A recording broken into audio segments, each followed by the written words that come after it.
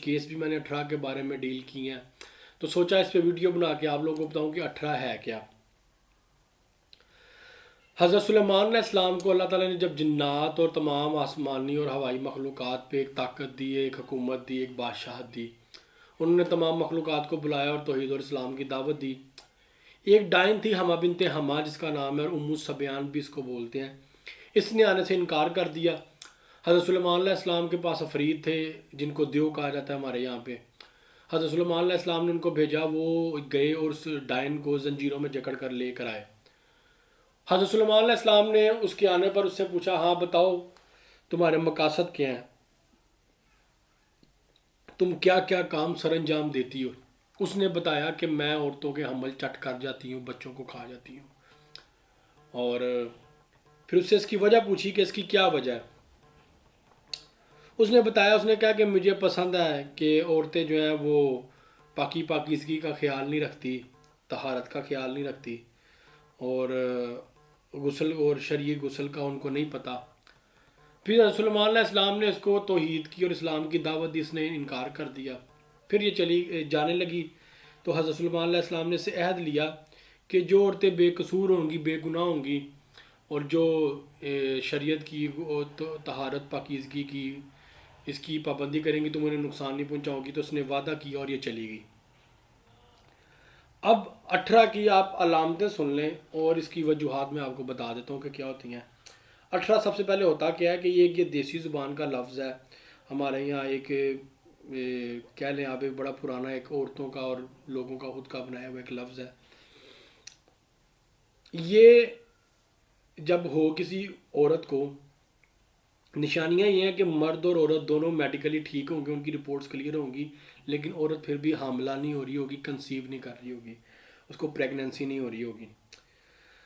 कुछ केसेस में ऐसा भी होता है कि औरत कंसीव कर लेती है, लेकिन बार बार उसके मिसकैरेज हो जाते हैं किसी भी टाइम पीरियड में, 1 महीने बाद, 2 महीने बाद, 3 महीने, अलग अलग टाइम पीरियड्स में। कभी कभी ऐसा होता है कि औरत कंसीव भी कर लेती है, प्रेगनेंसी भी हो जाती है, नॉर्मल सब कुछ चल रहा है, 8वें या 9वें माह में या 7वें माह में जाके बच्चा एक्सपायर हो जाता है। प्री मेच्योर, या तो प्री मेच्योर पैदा होगा, पैदा होते उसकी डेथ हो जाएगी, या वो मुर्दा ही पैदा होगा बिल्कुल।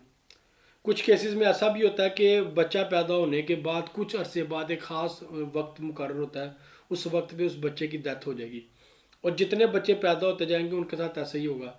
कभी कभी ऐसा भी होता है कि सब कुछ ठीक होने के बावजूद मेडिकल हिस्ट्री मर्द की भी ठीक है, औरत की भी ठीक है, लेकिन सिर्फ बेटियां पैदा होंगी, बेटे एक्सपायर हो जाएंगे जितने भी पैदा होंगे। ये भी 18 में होता है।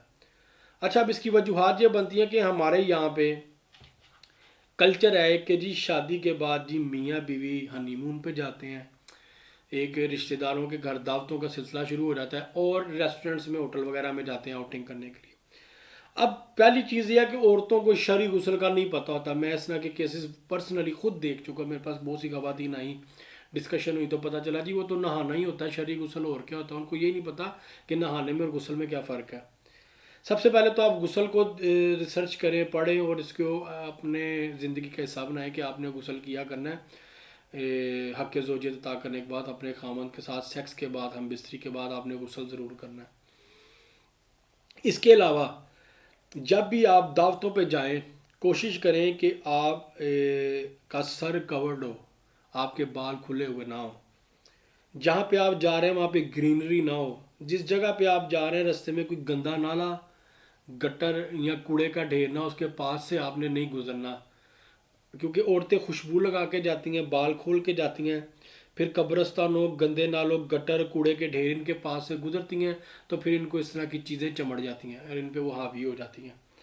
तो इन चीज़ों को आपने बड़ा केयर करनी है, और कोशिश करनी है कि पीरियड्स में, शादी के बाद आप एहतियात करें कि पीरियड्स में भी आप घर से बाहर ना निकलें रात के वक्त, दावतें खाने और आउटिंग के सिलसिले में। उसकी वजह यह है कि पीरियड्स में एक औरत से एक ख़ास किस्म की बदबू आती है, एक स्मेल आती है। वो जो स्मेल है वो जिन्नात और शयातीन को बड़ा, वो इनको एक तस्कीन देती है, और उनके लिए ये बड़ी एक वो बूस्टिंग है, एक उनको बड़ी ताकत मिलती है, बड़ी तकवीत मिलती है स्मेल से। और फिर इसको नजस खून से भी जो है इसका खून होता है। तो कोशिश करें इन एहतियाती तदाबीर को आप फॉलो करें और इनको अपनी ज़िंदगी का हिस्सा बनाएं। तहारत, पाकीज़गी का इसका बड़ा ख़ास ख्याल रखें, तो इंशाल्लाह ताला आप 18 से महफूज रहेंगे। हाँ, अगर ये किसी को हो जाता है तो इसका इलाज खुद कोई नहीं कर सकता, इसके लिए आपको किसी मुआलिज से ज़रूर कंसल्ट करना पड़ेगा, क्योंकि औरतों पे होता है, औरतें वैसे भी इतनी स्ट्रॉन्ग नहीं होती और उनका फिर पीरियड्स के भी मामला हैं। तो इसके लिए आपको किसी बंदे से कंसल्ट करना होगा, फिर उससे आपको इलाज करवाना होगा।